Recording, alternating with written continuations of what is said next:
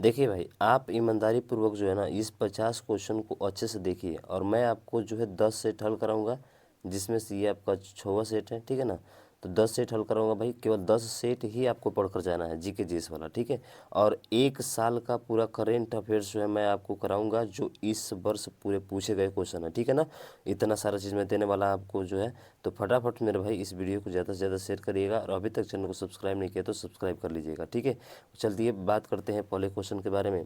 पूछा है कि निम्न में से किस वेद को कर्म कांड के रूप में जाना जाता है, ठीक है, कर्म कांड के रूप में। तो वो होगा आपका कौन सा, यजुर्वेद, यानी कि ऑप्शन नंबर ए इसका राइट हो जाएगा। तो यजुर्वेद के बारे में बात करें तो यजुर्वेद के बारे में ध्यान रखिएगा, जब भी बलिदान की भी अगर पूछ लिया जाए कि बलिदान का जो है उल्लेख किस में है, तो आपका किस में है मेरे भाई, तो बलिदान का उल्लेख जो है आपका यजुर्वेद में है। सामवेद की बात करें तो जो संगीत से संबंधित बातें होती है ना, जो संगीत होता है, जो गायन होता है, वो किससे संबंधित होता है, सामवेद से होता है, क्योंकि साम का अर्थ ही क्या होता है मेरे भाई, साम का अर्थ ही आपका संगीत होता है, ठीक है।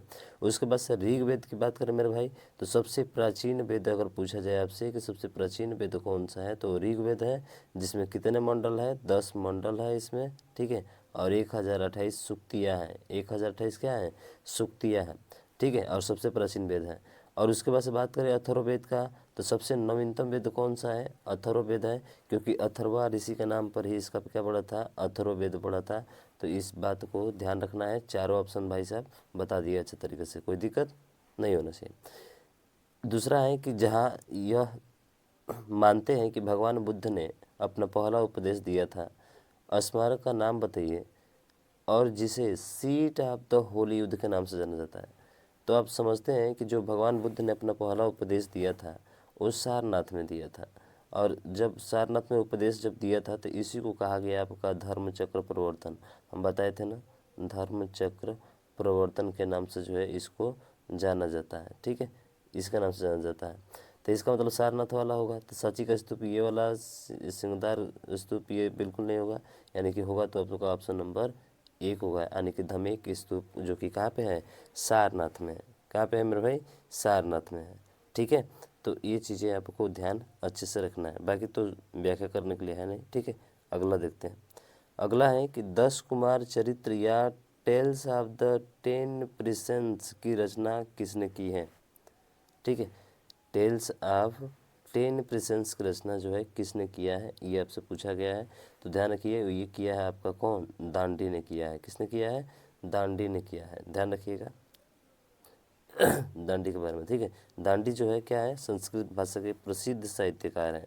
ये दांडी जो है साहित्य, ठीक है ना, दांडी जो है संस्कृत भाषा के, ठीक है ना, संस्कृत भाषा के जो है साहित्यकार हैं, संस्कृत, ध्यान रखिएगा, संस्कृत भाषा के साहित्यकार कौन है आपके, दांडी, यानी कि ऑप्शन नंबर 20 का राइट हो जाएगा, ठीक।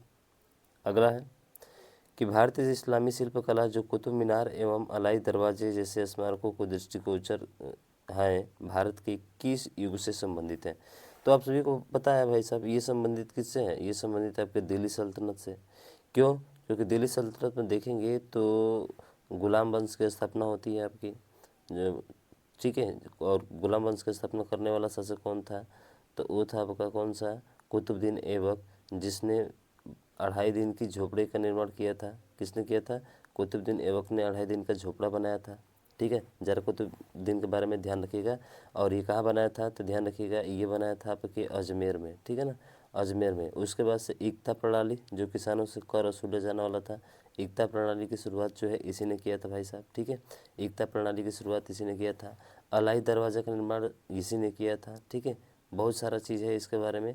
अलाई दरवाज़ा का निर्माण भी इसी का कुतुबुद्दीन ऐबक ने ही किया था, सॉरी, अलाई दरवाज़ा का निर्माण अलाउद्दीन खिलजी ने किया था। 1 मिनट मेरे भाई, अलाई दरवाज़ा का निर्माण ध्यान रखिएगा, अलाउद्दीन खिलजी ने किया था, ठीक है। और बात करें अब जो है नेक्स्ट क्वेश्चन के बारे में, ठीक है। तो अगला क्वेश्चन आपके सामने ये रहा, ठीक है। बोला है इसमें कि भारतीय इस्लामी शिल्पकला जो कुतुब मीनार, ये तो हो गया। निम्नलिखित में से कौन बादशाह अकबर के दरबार में 9 रत्न में से एक नहीं था। तो 9 रत्न में से एक नहीं था, वो कौन सा था, ये आपको बताना है। तो अकबर के दरबार में 9 रत्न हुआ करते थे ना भाई साहब, यानी कि देखिए ये उस्मान अली खान जो है इसमें नहीं था, यानी कि ऑप्शन नंबर ए। बाकी राजा टूडरमल, अबुल फजल इब्न मुबारक, ठीक है, फ़कीर अजीउद्दीन, ये सभी जो थे भारत के नवरत्न में थे। और नवरत्न में एक बड़ा अच्छा नाम आता है तानसेन का, ध्यान रखिएगा, तानसेन का, ठीक है ना। तानसेन भी इसका दरबारी था, किसका? अकबर का नवरत्न में तानसेन भी शामिल था। राजा बीरबल भी थे, टोडरमल भी था, मानसिंह भी था, अब्दुल रहीम खाने खाना था, फ़कीर जियाउद्दीन व मुल्ला दो प्याजा भी इसके क्या थे? नवरत्नों में शामिल थे। तो इन बातों को ध्यान रखना है, ठीक है। अगला है कि लाल बलुआ पत्थर का कौन सा प्रसिद्ध किला मुगल शासकों के शाही शहर को घेरता है, जिसमें जहांगीर महल, खास महल, ठीक है, दीवान ए खास और दो खूबसूरत मस्जिदें जो है आपकी शामिल है। तो वो है भाई आपका आगरा फोर्ट, यानी कि ऑप्शन नंबर ए इसका राइट आंसर हो जाएगा भाई, ठीक है। यानी कि लाल बलुआ पत्थर का बना प्रसिद्ध, किसका बना है? लाल बलुआ पत्थर का बना एक प्रसिद्ध किला है जिसका नाम है आगरा फोर्ट। क्या भाई साहब? आगरा फोर्ट, जिसे किसने बनाया था? जहांगीर जिसमें जो है जहांगीर महल हो गया, खास महल हो गया, ये सब जो है आपकी क्या है? शामिल है, ठीक है। किसने बनवाया था? तो सर अकबर ने बनवाया था। अरे किसने बनवाया था मेरे भाई? ये बनवाया था अकबर ने, ठीक है। किसने बनवाया था? अकबर ने बनाया था, ठीक है ना। चलिए अगला देखें। अगला है कि स्वतंत्र भारत के समय कृषि की स्थिति के संबंध में निम्न से कौन सा कथन गलत है? तो पट्टेदार प्रणाली बचौलियों द्वारा अभिलक्षित थी, बिल्कुल थी। जमींदारों ने किसानों की स्थिति को सुधारने में मदद नहीं, किसानों की स्थिति को बिगाड़ने में मदद की भाई साहब, सुधारने में नहीं। यानी कि ऑप्शन नंबर बी क्या होगा इसका राइट आंसर होगा। बाकी भारतीय किसानों को नकदी फसलों के उत्पादन के लिए प्रोत्साहित किया गया और कृषि के क्षेत्र में निम्न उत्पादन क्यों प्रोत्साहित किया गया? क्योंकि इंग्लैंड में यही सब चल रही थी ना, कंपनी इसी का उत्पादन कर रही थी, जो है क्या बोलते हैं, साफ सफाई कर रही थी इसका, ठीक है ना भाई। जो विदेशों में चल रहा था वही फसल उगाने के लिए कहे थे जो अंग्रेज लोग थे, ठीक है। चलिए अगला देखते हैं, स्वतंत्रता के समय की बात कर रहा है। तो सर विलियम जोन्स ने एशियाटिक सोसाइटी या बंगाल की स्थापना किस वर्ष की थी? तो ध्यान रखिएगा, उसने किया था 1784 ईस्वी में। अरे कितने ईस्वी में किया था?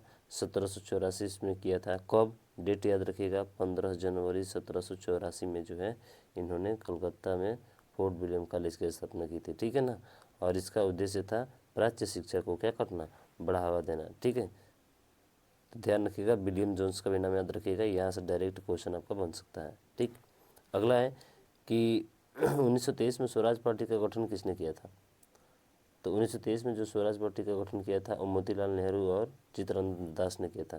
तो मोतीलाल नेहरू और चित्तरंजन दास बोले तो ऑप्शन नंबर बी क्या होगा इसका राइट आंसर हो गया। कब हुआ था? तो 1 जनवरी 1923 को हुआ था, ठीक है। 1 जनवरी 1923 को जो है स्वराज पार्टी का क्या होता है? गठन होता है, ठीक है ना। जिसमें जो है ये कहाँ पे होता है? तो ये ध्यान रखिएगा, ये होता है प्रयागराज, ठीक है। कहाँ होता है मेरे भाई? प्रयागराज, जिसे पहले हम लोग इलाहाबाद के नाम से जानते थे, ठीक है ना। तो प्रयागराज में हुआ था ये वाला आपका, जिसमें चित्तरंजन दास इसके अध्यक्ष थे। अरे चित्तरंजन दास क्या थे? इसके जो है अध्यक्ष थे, ठीक है। और ये मोतीलाल नेहरू जो थे वही क्या थे? ये थे आपके सचिव, ठीक है। ये क्या था मेरे भाई? तो ये जो है आपके सचिव थे उसमें, ठीक है। तो ध्यान रखने हैं। अगला है, मज़ा आ रहा है ना मेरे भाई? अरे अच्छा लग रहा है कि नहीं? बिल्कुल लग रहा होगा, ठीक है। आधुनिक अर्थशास्त्र का जनक किसे कहा जाता है? माना जाता है, सभी को पता है, आधुनिक पूछे चाहे पुराना पूछे चाहे जो भी पूछे, ठीक है, वो माना जाता है एडम स्मिथ को। क्यों माना जाता है? क्योंकि सबसे पहले इन्होंने धन की परिभाषा दी थी, जिनकी किताब का नाम है वेल्थ ऑफ नेशन। अरे क्या है मेरे भाई? Wealth of nation. हमने अच्छे तरीके से ये बताया आपका, ठीक है। तो इस चीज़ को ध्यान रखना है, ठीक है ना। बाकी अमर्त्य सेन बहुत ही अर्थशास्त्री, महान अर्थशास्त्री है भाई साहब, इनके बारे में ध्यान रखिएगा। मनमोहन सिंह भी है जो कि पिछले पहले जो है पूर्व प्रधानमंत्री आपके रह चुके हैं। अमर्त्य सेन, जिन्हें 1998 में जो है मेरे भाई ध्यान रखिएगा बहुत पूछा जाता है, इन्हें विश्व का सर्वोच्च पुरस्कार यानी कि नोबेल पुरस्कार जो है दिया गया था, जिसका खोज अल्फ्रेड नोबेल ने किया था ना, हाँ, डायनामाइट का आविष्कार के द्वारा, ठीक है। और 1999 में देखिए मेरे भाई, 1999 में इनको भारत रत्न भी मिल जाता है, भारत का सर्वोच्च सम्मान पुरस्कार। अब बताइए, इसलिए महत्वपूर्ण है ना 1998 और 1999, ये ध्यान रखना है आपको डेट, ठीक है भाई, अमर्त्य सेन के बारे में। अगला है कि भारत में राष्ट्रीय आय की गणना का पहला प्रयास किसने किया था? सभी को पता है भाई साहब, दादा भाई नौरोजी ने किया था। अरे किसने किया था? दादा भाई नौरोजी ने जो है सबसे पहले राष्ट्रीय आय की क्या करते हैं? गणना करते हैं। राष्ट्रीय आय क्या होता है? जिसको हम लोग ग्रॉस डोमेस्टिक प्रोडक्ट नहीं सॉरी ये तो अलग हो जाएगा भाई साहब। नेशनल इनकम इसको बोलते हैं, क्या बोलते हैं, NI, नेशनल इनकम, राष्ट्रीय आय इसकी कहा जाता है। तो गणना करने वाले सबसे पहले व्यक्ति कौन थे, आपके दादा भाई नौरोजी थे। कब किए थे, तो 1867 से लेकर 68 के बीच में, ठीक है ना, 67 से 68 के बीच में जो है इन्होंने गणना की थी, ठीक है, ध्यान रखिएगा। अब जो है बात करें कि वर्तमान में राष्ट्रीय आय से संबंधित आंकड़े केंद्रीय सांख्यिकी कार्यालय यानी कि CSO करता है। कौन करता है मेरे भाई, वर्तमान में CSO करता है, केंद्रीय सांख्यिकी मंत्रालय, ठीक है ना, सेंट्रल स्टैटिस्टिक्स। उसके बाद से O का मतलब क्या होता है भाई, ठीक है, कार्यालय होता है, ऑफिस, ठीक है ना, तो ये ध्यान रखिएगा, ये कार्य करता है। अगला है कि भारत में राष्ट्रीय आय की गणना, ये तो हो गया आपका, ठीक है, दादा भाई नौरोजी। भारत का इनमें से कौन सा बैंक सार्वजनिक क्षेत्र का बैंक है मेरे भाई, तो देखिए मैं बात करूँ सार्वजनिक क्षेत्र बैंक के बारे में, ठीक है ना, तो इंडिया ओवरसीज बैंक कौन है मेरे भाई, इंडिया ओवरसीज बैंक जो है ये आपका सार्वजनिक क्षेत्र बैंक है। और वर्तमान समय में भारत में कुल कितने सार्वजनिक क्षेत्र बैंक है, तो ध्यान रखिएगा वो है आपके 12, पूछा जा सकता है। भारत में उन बैंकों को सार्वजनिक क्षेत्र बैंक कहा जाता है जिनमें 50% से अधिक शेयर आधारित सरकार के पास होता है, उसी को जो है सार्वजनिक क्षेत्र बैंक में रखा जाता है, ठीक। अगला है कि निम्नलिखित में से कौन सा कथन भारत के बैंकों के संदर्भ में सही नहीं है। मोबाइल ATM सबसे पहले ICICI, ठीक है ना, ICICI, ठीक है ना, ICICI बैंक ने पेश किया। पूरे भारत में SBI की सर्वाधिक शाखाएं हैं। इलाहाबाद बैंक भारत का सबसे पुराना क्षेत्रीय सार्वजनिक क्षेत्र बैंक है, ठीक है। भारतीय रिजर्व बैंक का जो है निजी बैंक है, भारतीय रिजर्व बैंक भारत का निजी बैंक है। कौन सा इसका जो है क्या बोल रहा है, कौन सा जो है संदर्भ सही नहीं है, ये आपको बताना है। तो मेरे भाई वो है आपका ऑप्शन नंबर D, यानी कि भारतीय रिजर्व बैंक भारत का निजी बैंक नहीं है, ये कह रहा है कि निजी बैंक है, क्योंकि ये एक वाणिज्यिक बैंक है, ठीक है ना। इसको सॉरी वाणिज्यिक बैंक नहीं बल्कि इसको केंद्रीय बैंक कहा जाता है। अरे क्या कहा जाता है, इसको केंद्रीय बैंक कहा जाता है, सेंट्रल बैंक कहा जाता है, ठीक है ना। तो ये बोला है कि रिजर्व बैंक भारत एक निजी बैंक है, नहीं, निजी का मतलब समझते हैं ना, अरे निजी का मतलब क्या होता है, निजी क्षेत्र और एक सार्वजनिक क्षेत्र होता है। तो निजी क्षेत्र जिसमें प्राइवेट कंपनियां होती हैं उसको निजी क्षेत्र कहा जाता है, ठीक है। तो निजी क्षेत्र के पास थोड़े होता है ये भारतीय रिजर्व बैंक, बिल्कुल नहीं, गवर्नमेंट के पास होता है भाई साहब, केंद्रीय बैंक है, ठीक है ना। तो इसलिए D इसका राइट आंसर हो जाएगा, ठीक। क्यों, इसकी स्थापना बताया था ना 1 अप्रैल 1935 को होती है मेरे भाई, 1 अप्रैल 1935 को, ठीक है भाई। अगला देखें, जिस दर पर RBI बैंक को ऋण देती है, हमने बताया था कल ना, रेपो रेट बोलते हैं। और जिस दर पर RBI जब किसी से ऋण लेता है उसे क्या कहा जाता है, रिवर्स रेपो रेट कहा जाता है, ठीक है। तो दोनों बातें आपको ध्यान रखना है। अगला है कि शब्द कामेट प्राचीन शब्द से आया है जिसका अर्थ होता है लंबी पूंछ वाला तारा। क्या होता है मेरे भाई, लंबी पूंछ वाला तारा। तो ये कौन सा शब्द है मेरे भाई, तो ये है आपका यूनानी शब्द, ध्यान रखिएगा, कामेट यूनानी शब्द है, ठीक है। अगला है कि भूप्रकृति में पाया जाने वाला दूसरा सर्वाधिक प्रचुर तत्व कौन सा है, ठीक है। तो भूप्रकृति में पाया जाने वाला दूसरा कौन सा तत्व है आपका, तो वो है मेरे भाई कौन सा, सिलिकॉन, ठीक है। तो सिलिकॉन ध्यान रखिएगा, इसका ये राइट आंसर हो जाएगा। अगला है कि में ओजोन उपस्थित सूरज की हानिकारक विकिरण, सबको पता है अल्ट्रावायलेट रे होता है। और ये किस में होता है, ये समताप मंडल में होता है। देखिए भाई इंग्लिश पूछ दिया, मैंने आपको बहुत अच्छे तरीके से पांचों के बारे में बताया था, चारों के बारे में बताया था ना, बहुत अच्छे। मिजोस्फीयर का मतलब मध्य मंडल होता है, तो ये तो हो ही नहीं सकता है आपका। ट्रोपोस्फीयर का मतलब समताप मंडल होता है, लो भैया यही, सॉरी समताप मंडल, ठीक है, नहीं समताप मंडल स्ट्रेटोस्फीयर होता है ना, यानी कि ऑप्शन नंबर C जो होगा इसका राइट आंसर हो जाएगा, ठीक है। ध्यान रखिएगा, स्ट्रेटोस्फीयर होता है आपका, ठीक है। इसमें मौसम क्या बोलते हैं, पराबैंगनी किरणों को जो है एक पाई जाती है, क्या O3 ओजोन गैस पाई जाती है, जो इसको ख़त्म कर देती है भाई साहब, ठीक है। तो ध्यान रखिएगा, बहुत अच्छे तरीके से बताए थे, देख लीजिएगा पीछे वीडियो। इसीलिए प्रैक्टिस सेट करना बहुत जरूरी होता है भाई, नए नए प्रश्न और बेहतरीन प्रश्न आते हैं। अब गोभी मरुस्थल पूछा है कि निम्नलिखित में से कौन से महाद्वीप में स्थित है, तो गोभी मरुस्थल जो है बहुत नाम चर्चा में है भाई साहब, सुना होगा आपने, ये जो है एशिया महाद्वीप में है, ठीक है। एशिया महाद्वीप के कहाँ है, चीन और मंगोलिया क्षेत्र में है, ठीक है, चीन और मंगोलिया के क्षेत्र में है, विस्तृत एक बेष्ट छाया रेगिस्तान है गोभी मरुस्थल में। बस इतना ही ध्यान रखना आपको, ठीक है। चलिए नेक्स्ट क्वेश्चन की तरफ बोलते हैं, अगला क्वेश्चन ये रहा आपका, पूछा है कि ऑस्ट्रेलिया का सबसे अधिक घनी आबादी वाला शहर कौन सा है। तो ऑस्ट्रेलिया का सबसे अधिक घनी आबादी वाला शहर जो है ना वो आपका सिडनी है।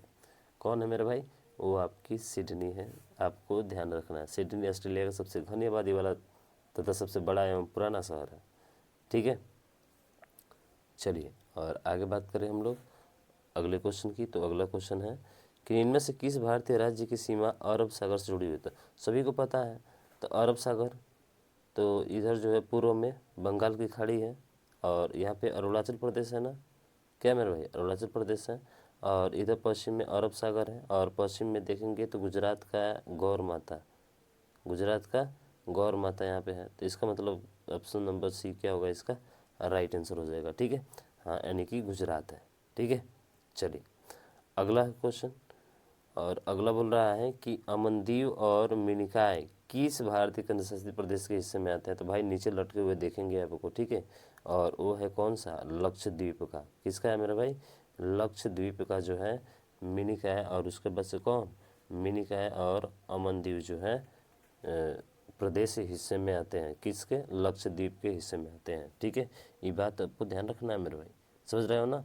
हाँ, और लक्षद्वीप में कुल कितने द्वीप हैं, तो ध्यान रखिएगा इस लक्षद्वीप में कुल 36 द्वीप हैं। कितने द्वीप हैं, 36 द्वीप हैं, जिसमें से केवल 10 द्वीपों पर जीवन ही क्या है, संभव है। ठीक है ना, जन जीवन है, यानी कि लोग वहाँ पर रहते हैं।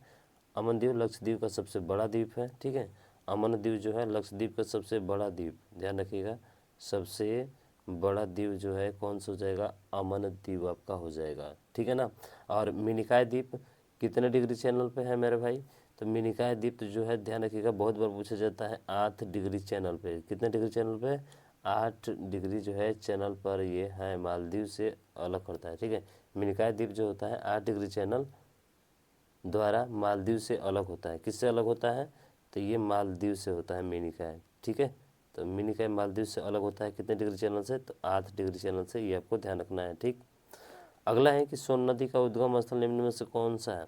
तो सोन नदी का उद्गम स्थल जो है वो भाई साहब अमरकंटक की पहाड़ी, अमरकंटक की पहाड़ी से जो है इसका उद्गम होता है। ठीक है, और ये गंगा की प्रमुख दक्षिणी सहायक नदी है और इस नदी की कुल लंबाई कितना है, 780 किलोमीटर है।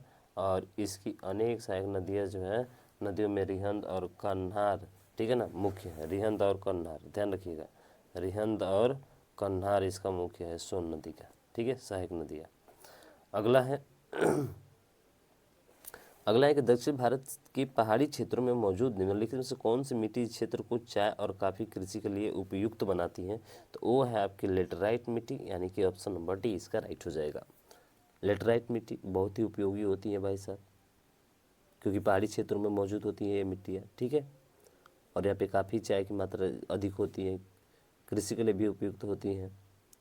क्यों होती है, क्योंकि इस मिट्टी में आयरन की अधिकता होती है, ध्यान रखिएगा, यानी एफ की क्या होती है, अधिकता होती है, आयरन की अधिकता होती है इसमें। और इसका निर्माण मानसूनी जलवायु की आर्द्रता एवं शुष्कता के क्रमिक परिवर्तन से हुआ है। ठीक, अगला देखें। अगला है कि भारत की पैथन जल विद्युत परियोजना कहाँ स्थित है। तो पैथन जल विद्युत परियोजना जो है वो भाई महाराष्ट्र में है आपकी। कहाँ पे है, महाराष्ट्र में है। किस नदी, नदी की बात करें तो नदी है आपकी गोदावरी। कौन सी नदी है भाई मेरे, गोदावरी है। ठीक है ना, कौन सी नदी है, गोदावरी है। राजस्थान की बात करें तो यहाँ पे माही है, माही पन विद्युत परियोजना कहाँ पे है, राजस्थान में है। किस नदी पर है, तो ध्यान रखिएगा ये माही की सहायक नदी पर है। ठीक है, अनारा, ठीक है, अनारा नदी का नाम है अनारा। ठीक है, उसके बाद से मैं बात करूँ अगर यदि पश्चिम बंगाल की, तो तीस्ता परियोजना, ध्यान रखिएगा पश्चिम बंगाल में कौन सी परियोजना है मेरे भाई, तीस्ता परियोजना है। और पश्चिम बंगाल की तीस्ता परियोजना जो है ध्यान रखना है आपको। ठीक है, तीस्ता परियोजना तीस्ता नदी पर ही है। अगर मैं बात करूँ महाराष्ट्र की, तो मैंने बात किया था ना जायकवाड़ी पैथन जल विद्युत परियोजना जो है आपके महाराष्ट्र में ही, ये तो हो गया था। उत्तर प्रदेश की बात करें, नहीं बात करें माता टीला, नाम सुना है भाई साहब, बहुत सुना होगा आपने। माता टीला जल विद्युत परियोजना जो है कहाँ पे है, आपके उत्तर प्रदेश में है, यानी कि ऑप्शन नंबर बी इसका हो जाएगा माता टीला बांध। ठीक, अगला है कि भारत के संविधान की इनमें से कौन सी विशेषता यूनाइटेड किंगडम के संविधान से ली गई है। हाँ, बहुत लोग सोच रहे होंगे सर उत्तर प्रदेश तो आपने बता दिया, नदी बता दीजिए। तो भाई उसका ध्यान रखिएगा, उसका नदी का नाम है बेतवा। कौन सी नदी है? बेतवा नदी पर है, ठीक है। अब पूछा है कि भारतीय संविधान के यूनाइटेड किंगडम किसको बोला जाता है? सभी को पता होगा, थोड़ा सा नया नाम दे दिया भाई साहब, बहुत लोग सुनते नहीं है। अरे यूनाइटेड किंगडम ब्रिटेन को ही कहा जाता है मेरे भाई। किसको कहा जाता है? ब्रिटेन को कहा जाता है, ठीक है। तो वो है आपका कौन सा? एकल नागरिकता यानी यूनाइटेड किंगडम से लिया गया है। समवर्ती सूची ऑस्ट्रेलिया से लिया गया है, सभी को पता है। और राज्य के नीति निदेशक तत्व तो आयरलैंड से लिया गया है। और मौलिक कर्तव्य आपके कहाँ से लिया गया है? मौलिक कर्तव्य आपके रूस से लिया गया है। अरे कहाँ से लिया गया है मेरे भाई? रूस से लिया गया है, ठीक है, सभी को पता है। निम्नलिखित में से भारत के बारे में सही कथन का चयन करें। अरे भारत के बारे में सही कथन करना है। भारत एक ईश्वरीय देश है? नहीं, बिल्कुल नहीं। भारत एक धर्मनिरपेक्ष देश है? हाँ बिल्कुल भाई साहब, धर्मनिरपेक्ष देश है ये है। भारत में एक निश्चित राज्य धर्म है? नहीं। न्याय केवल देश में रहने वाले भारतीयों को ही दिया जाता है? नहीं भाई साहब, विदेश से आने वाले उनका भी सम्मान किया जाता है, उनको भी अधिकार दिया जाता है उतना, ठीक है, समझ रहे हो ना। हाँ, कुछ ऐसे अनुच्छेद होते हैं जो विदेशियों को प्राप्त नहीं होते हैं। अगला है कि भारत के मुख्य चुनाव आयुक्त की नियुक्ति किसके द्वारा की जाती है? तो भारत के मुख्य चुनाव आयुक्त की जो नियुक्ति होती है वो किसके द्वारा होती है? फटाफट बताओ भाई, किसके द्वारा होती है? अरे वो होती है भारत के राष्ट्रपति के द्वारा, यानी कि ऑप्शन नंबर ए हो जाएगा। तो संविधान के किस भाग में है चुनाव आयुक्त का? संविधान का ध्यान रखिएगा, ये भाग 15 में है, ठीक है। और भाग 15 में बोले तो 324 से 329 तक, 324 से लेकर कितना है 329 में निर्वाचन से संबंधित उपबंध दिया गया है, ठीक है ना। आप जानते हैं कि भारत निर्वाचन आयोग की जो स्थापना होती है, ठीक है, भारत निर्वाचन आयोग, तो भारत निर्वाचन आयोग की जो स्थापना होती है वो कब होती है? 25 जनवरी 1950 को होती है।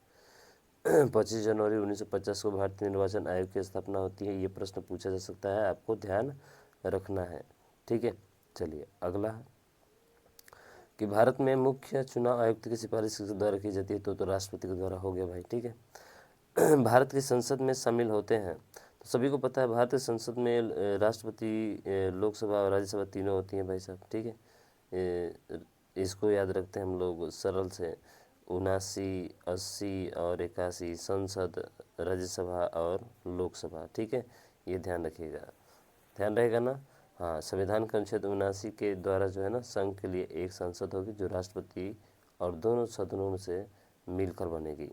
किस अनुच्छेद में है? तो ध्यान रखिएगा अनुच्छेद 79 में है, जो तीनों से मिलती है, राष्ट्रपति, लोकसभा और राज्यसभा से, ठीक। अगला है कि भारत सरकार की संघीय कार्यपालिका का प्रमुख कौन होता है? तो भारत सरकार की संघीय कार्यपालिका का जो प्रमुख होता है वो कौन होता है? प्रधानमंत्री होता है। कौन होता है मेरे भाई? प्रधानमंत्री होता है, क्योंकि प्रधानमंत्री के नेतृत्व में ही केंद्रीय मंत्रिमंडल समस्त कार्यपालिका कार्रवाई के लिए जिम्मेदार होती है। और एक ध्यान रखिएगा, राष्ट्रपति जो होता है ना वो कार्यपालिका का नाम मात्र होता है। अरे राष्ट्रपति जो होता है वो किसका होता है? कार्यपालिका का नाम मात्र होता है। कार्यपालिका जो होती है उस कार्यपालिका का क्या होता है? नाम मात्र होता है। ये खूब पूछा जाता है, ध्यान रखिएगा, कार्यपालिका की नाम मात्र होता है। लेकिन वही बात करें हम, ठीक है, वही बात करें मेरे भाई अगर यदि प्रधानमंत्री के बारे में, तो ये वास्तविक होता है। क्या होता है मेरे भाई? यही बात करें हम तो ये जो है प्रधानमंत्री वास्तविक प्रमुख होता है। क्या होता है? वास्तविक प्रमुख होता है, ठीक है, ध्यान रखना आपको। तो बात समझ में आ गई आपको यहाँ तक, ठीक है। हाँ, तो कार्यपालिका नाम मात्र का प्रमुख होता है जबकि प्रधानमंत्री वास्तविक प्रमुख होता है, ठीक। अगला है कि संसद और राज्य विधानमंडल की विधायी अतिरेक की जांच के लिए की जाती हैं। किसकी जांच के लिए की जाती हैं? तो ये जांच की जाती है आपकी न्यायिक समीक्षा के लिए। किसके लिए मेरे भाई? न्यायिक समीक्षा के लिए। और न्यायिक समीक्षा कहाँ से लिया गया है? खूब पूछा जाता है, ध्यान रखिएगा, ये लिया जाता है आपके यूएसए से, यूनाइटेड स्टेट ऑफ अमेरिका है, यानी कि ध्यान रखेंगे यूएसए से, ठीक है ना। अगला, और अगला है कि भारतीय संविधान किस अनुच्छेद में पंचायतों को परिभाषित किया गया है? तो जो पंचायत शब्द का उल्लेख है वो है आपके किस में? तो वो है आपके भाई साहब 243 में, यानी कि ऑप्शन नंबर डी क्या होगा इसका? राइट आंसर हो जाएगा, ठीक है ना। 200 किस में? 43 में। 243 ए से लेकर 243 ओ तक है भाई साहब। ए से कहाँ तक है? आपके ओ तक जो है, ठीक है ना। और 11वीं अनुसूची जोड़ी गई थी जिसमें कुल 29 विषय हैं जिस पर पंचायतें क्या करती है? कानून बना सकती हैं।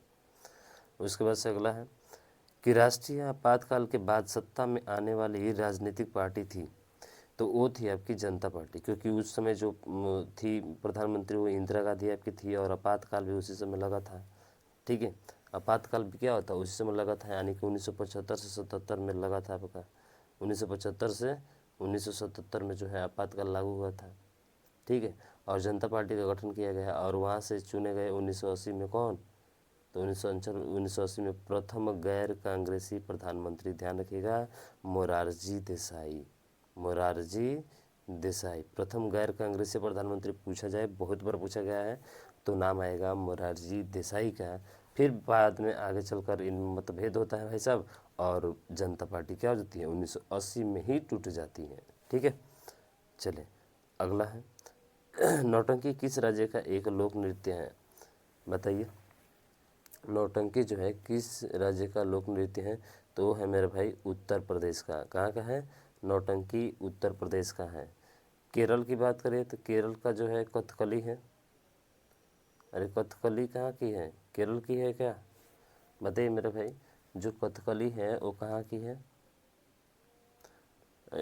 असम की बात, असम का नहीं था, असम का तो दिया नहीं है, असम की बिहू होती है, ठीक है ना। उसके बाद से कथकली, लोक नृत्य कथकली मोहिनीअट्टम केरल का है, कथकली बोल दिए, और आपका मोहिनीअट्टम बोले, ठीक है, कथकली बोले मोहिनीअट्टम बोले, तो दोनों कहाँ की हो जाएगी, केरल का हो जाएगा, ठीक है ना। आप ध्यान रखना, कुचिपुड़ी जानते ही है, आंध्र प्रदेश का है, तो ये सब थोड़ा ध्यान रखिएगा, ठीक है। चलिए अगला चलते हैं, और अगला प्रश्न ये रहा, कह रहा है कि मालगुड़ी नामक काल्पनिक गांव एवं उसके आसपास के क्षेत्र पर आधारित कहानियाँ लिखने के लिए सुप्रसिद्ध भारतीय लेखक कौन है। मालगुड़ी, तो मालगुड़ी पर लिखने वाले लेखक कौन थे, तो वो थे आपके आर के नारायण। ठीक है, आर के नारायण ने जो है, राशीपुरम कृष्ण स्वामी अय्यर नारायण स्वामी था। ठीक है, आर के नारायण अंग्रेजी साहित्य के महान उपन्यासकारों में से एक थे भाई साहब, और मालगुड़ी दक्षिण भारत का एक काल्पनिक स्थान है। इसी को जो है आधार बनाकर इन्होंने मालगुड़ी डेज की रचना की थी। ठीक, अगला है कि दादा साहब फाल्के पुरस्कार किस क्षेत्र की प्रसिद्ध हस्तियों के लिए उनके योगदान के लिए प्रदान किया जाने वाला सर्वोच्च पुरस्कार है, तो फिल्म इंडस्ट्रीज में होता है भाई साहब, जो सिनेमा होता है, ठीक है, उसी सिनेमा में जो है दिया जाता है आपका दादा साहब फाल्के पुरस्कार की बात करें, ठीक है। एक वर्ष पुरस्कार है जो किसी व्यक्ति के विशेष भारतीय सिनेमा में उसके आजीवन योगदान के लिए दिया जाता है, और इस पुरस्कार का प्रारंभ दादा साहब फाल्के का जन्म दिवस यानी कि वर्ष 1969 में उनका जन्म होता है, तब से ये शुरुआत हो गया था। ठीक है, पहली बार 1969 में एक अभिनेत्री थी जिसका नाम था देविका रानी, ध्यान रखिएगा, जिसका नाम क्या था, देविका रानी था। इन्हीं को प्रथम यानी कि पहली बार प्रदान किया गया था 1969 में, 1969 में। ठीक, अगला है कि इनमें से किस अंतर्राष्ट्रीय संगठन का मुख्यालय वाशिंगटन डीसी में है। ठीक है, किसका मुख्यालय जो है डीसी में है, देखिए अंतर्राष्ट्रीय मुद्रा कोष बोलते हैं, यानी कि IMF कहा जाता है इसको, ठीक है ना, IMF कहा जाता है, अंतर्राष्ट्रीय मुद्रा कोष, जिसका मुख्यालय वाशिंगटन डीसी यानी कि अमेरिका में है, ठीक है ना, अमेरिका में है, तो ये तो सही हो जाएगा। यूरोपीय सेंट्रल बैंक, इसका जर्मनी में है, ध्यान रखिएगा, कहाँ पे है इसका जर्मनी में है। उसके बाद से आर्थिक सहयोग एवं विकास संगठन, तो ये जो है फ्रांस में है, कहाँ पे है, पेरिस के फ्रांस में है, ठीक है। उसके बाद से अंतर्राष्ट्रीय श्रम संगठन, ये स्विट्जरलैंड में है, जिनेवा स्विट्जरलैंड, ठीक है, जिनेवा, या इसी को क्या बोलेंगे हम लोग, इसी को बोलेंगे भाई साहब स्विट्जरलैंड, ठीक है, तो ये ध्यान रखना है। अगला प्रश्न है कि निम्नलिखित में से कौन सा टूर्नामेंट हॉकी से संबंधित है, कौन सा टूर्नामेंट जो है हॉकी से संबंधित है, तो वो है आपका रंगा स्वामी कप, जो है एक किससे संबंधित है, हॉकी से संबंधित है। और यह कप 1928 में जो है शुरू किया गया था, कब शुरू किया गया था, 1928 में जो है ये कप किया गया था मेरे भाई, शुरू किया गया था, ठीक है। और इस कप के द्वारा ओलंपिक के लिए ना खिलाड़ी चुने जाते हैं, और सबसे पहला यूनाइटेड किंगडम प्रोविंसेस ने जीता था, किसने जीता था, प्रोविंसेस ने जो है सबसे पहले इसको जीता था, ठीक है। चलिए अगला प्रश्न है कि निम्नलिखित में से किस खिलाड़ी का उपनाम CR 7 है। बहुत ही महत्वपूर्ण क्वेश्चन, इस बार पूछे जाने की ज़्यादा संभावना है भाई साहब। ठीक है, निम्नलिखित में से किस खिलाड़ी का उपनाम R37 है? तो R37 किसना है? तो वो है भाई साहब, बहुत चर्चा में है, क्रिस्टियानो रोनाल्डो। भाई साहब एक दिन में इसके 20 की 30 मिलियन जो है सब्सक्राइबर हुए थे। यूट्यूब का सबसे बड़ा इतिहास रच दिया भाई साहब इसने, क्रिस्टियानो रोनाल्डो ने, और इतिहास रचा भी है भाई, ऐसा नहीं कि कम है। ठीक है ना। और ये कहाँ का रहने वाला है? तो ये रहने वाला है आपका पुर्तगाल का। कहाँ का मेरे भाई? ये जो है पुर्तगाल का रहने वाला है। ठीक है ना, ध्यान रखिएगा, कहाँ का रहने वाला? पुर्तगाल का फुटबॉलर खिलाड़ी है। कौन खिलाड़ी है भाई साहब? फुटबॉलर।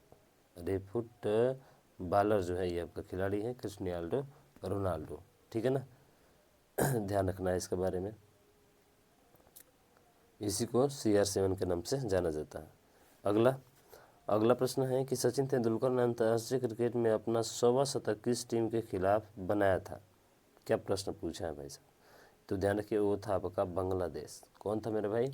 बांग्लादेश था। और ध्यान रखिएगा, इसके टेस्ट में जो है ना, कभी पूछ ले कि टेस्ट में कितने मैच ने शतक मारा था, तो 51। और उसके बाद से आपके वनडे में कितना मारा था? तो वनडे में जो है इसने मारा था आपका 49, यानी 49 शतक, तब जाके इसका 100 शतक हुआ। और इसे क्रिकेट के पिता के रूप में जाना जाता है। वो अगला है कि 1975 में पहली बार आयोजित विश्व हिंदी सम्मेलन, ठीक है, कि पहली वर्षगांठ को चिन्हित करने के लिए प्रतिवर्ष कौन सा दिन विश्व हिंदी दिवस के रूप में मनाया जाता है? तो विश्व हिंदी दिवस के रूप में मनाया जाता है कौन सा? अरे कौन सा? 10 जनवरी को। विश्व हिंदी दिवस कब मनाए जाते हैं? 10 जनवरी को मनाया जाता है। ठीक है भाई, 10 जनवरी को जो है मनाया जाता है। और राष्ट्रीय हिंदी दिवस कब मनाया जाता है? 14 अक्टूबर को जो है राष्ट्रीय हिंदी दिवस मनाया जाता है। 5 सितंबर को सभी को पता है शिक्षक दिवस मनाया जाता है। और 26 जनवरी आप जानते हैं गणतंत्र दिवस मनाया जाता है, जब संविधान लागू हुआ था। कब कब लागू हुआ था बताइए कमेंट बॉक्स में। ठीक है, 26 जनवरी 1950 को होता है भाई, क्या बताएंगे? सीधा है। किसी पिंड पर लगाए गए बल द्वारा किया गया कार्य पिंड द्वारा बल की दिशा में तय की गई दूरी और लगाए गए बल की मात्रा के गुणनफल के बराबर होता है। निम्नलिखित में से कौन सा कार्य की इकाई नहीं है? तो कार्य की इकाई कौन सी नहीं है? तो जूल तो होता ही है भाई साहब। न्यूटन मीटर यानी कि W बराबर F इंटू एस होता ही है हमारा। ठीक है, तो ये भी होगा आपका। किलोग्राम मीटर प्रति सेकंड स्क्वायर, यानी कि बोले तो कौन सा? पकड़ा गया क्या भाई साहब? अरे पकड़ा गया क्या? बिल्कुल सर, किलोग्राम मीटर प्रति सेकंड स्क्वायर नहीं होता है, बल्कि किलोग्राम मीटर स्क्वायर प्रति क्या होता है? सेकंड होता है। अरे यही होता है ना, क्या होता है? किलोग्राम मीटर स्क्वायर प्रति सेकंड स्क्वायर होता है। ठीक है, तो ये होगा। अगला देखें, अगला है कि मल्टीमीटर में होता है, मल्टीमीटर में होता है, तो जो मल्टीमीटर होता है उसमें क्या होता है? वोल्ट मीटर, करेंट और ओहम मीटर भी होता है, तीनों होता है इसमें। ठीक है चलिए अगला देखें। अगला है कि भूकेंद्रीय और सूर्य केंद्रीय शब्द किसे संदर्भित करते हैं? तो भूकेंद्रीय और सूर्य केंद्रीय किसे संदर्भित करते हैं? तो ये संदर्भित करते हैं आपके पृथ्वी और सूर्य के चारों ओर नक्षत्रीय वस्तुओं की गति को प्रतिबंधित करने वाले नियम को, यानी कि ऑप्शन नंबर बी इसका राइट हो जाएगा। अगला है कि प्रकृति में विद्युत धनात्मक होती है। प्रकृति में विद्युत धनात्मक होती है, तो विद्युत धनात्मक क्या होती है आपकी? आपको बताना है इसमें। तो वो होती है आपकी धातुएं, जो इलेक्ट्रॉन का त्याग करके क्या बनाती है? धनायन बनाती है भाई। ठीक है, ये सभी क्या कहलाती है? धातुएं कहलाती है। अधातुएं जो इलेक्ट्रॉन ग्रहण करके ऋणायन बनाती है, धातु कहलाती है। ठीक है, अगला है कि विद्युत तटस्थ और कमजोर सूक्ष्माणु पर परस्पर प्रभाव है। तो विद्युत तटस्थ और कमजोर सूक्ष्माणु पर प्रभाव परस्पर प्रभाव है, तो कौन सा होगा? तो वो होगा आपका ऑप्शन नंबर ए, न्यूट्रिनो। फिर अगला है, इसमें व्याख्या करने के लिए नहीं है। ठीक है, दी गई अभिक्रिया में निम्न में से किसका जो है अपचयन होगा? तो किसका अपचयन? जब ऑक्सीजन कार्बन के साथ जुड़ेगा तो अपचयन हो जाएगा, यानी कि बोले तो ऑप्शन नंबर सी हो जाएगा इसका। जेडन का क्या हो रहा है? तो जिंक का जो है यहाँ पे ऑक्सीकरण तो इसका हो रहा है कार्बन का, और जेडन हट रहा है तो इसका अपचयन हो रहा है, यानी कि इसका राइट आंसर ये नहीं होगा बल्कि जेडन होगा। ठीक है, 48 का जो है डी होगा मेरे भाई, क्योंकि कार्बन जिसके साथ जुड़ता है उसका ऑक्सीकरण होता है, और जिसमें से हटता है उसका अपचयन होता है। ठीक है, बात समझ में आ गई? बिल्कुल सर। चलिए अगला है कि रंगहीन लवक क्या कहलाते हैं। तो देखिए, जो रंगहीन लवक होते हैं उसे कहा जाता है ल्यूकोप्लास्टिड। क्या कहा जाता है? ल्यूकोप्लास्टिड कहा जाता है। डीएनए अनुक्रम में जीन को चिन्हित करने की प्रक्रिया को क्या कहा जाता है? तो इसको चिन्हने की प्रक्रिया को जो है ना हम बोलते हैं भाई साहब एनोटेशन। क्या बोलते हैं? एनोटेशन बोलते हैं। ठीक है, तो ये होते हैं आपके 50 महत्वपूर्ण क्वेश्चन खत्म। ठीक है, मुझे आशा है कि आपको बहुत अच्छे समझ में आया होगा भाई, कहीं पे कोई दिक्कत नहीं रहा होगा। ठीक है, तो प्लीज़ यार इस वीडियो को ज़्यादा से ज़्यादा शेयर करिएगा, और अभी तक चैनल को सब्सक्राइब नहीं किया तो सब्सक्राइब भी कर लीजिएगा। मिलते हैं नेक्स्ट वीडियो में, तब तक के लिए जय हिंद, जय भारत।